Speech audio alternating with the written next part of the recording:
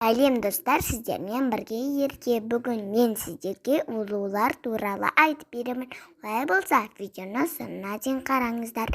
Ұлулар шешім қабылдай алады дегенге сенесіз бе? Ұлулар шешім қабылдай алады екен. Өйткені олар өте ақылды жануарлар. Олардың жүйке жүйесінде 20 мың нейрон бар. Олар өзінің өмір тәжірибесіне ене отырып шешім қабылдай алады. Олардың тісі акуладан қарағанда көп, шамамен 25 мыңдай. Олар жұмыртқалар арқылы көбейеді. Олар планетаға ең баяу жаратылыс. Орташа есеппен алғанда 1 минуттың ішінде 7 сантиметр қашықтықта жүріп өтеді.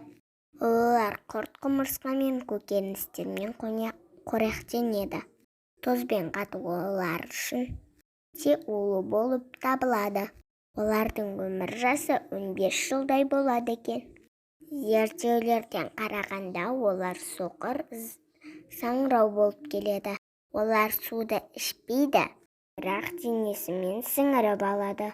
Олардың иіс сезу мүшесі мүйіздері арқылы іске асырылады. Мүйіздері мұрынның қызметін атқарады екен.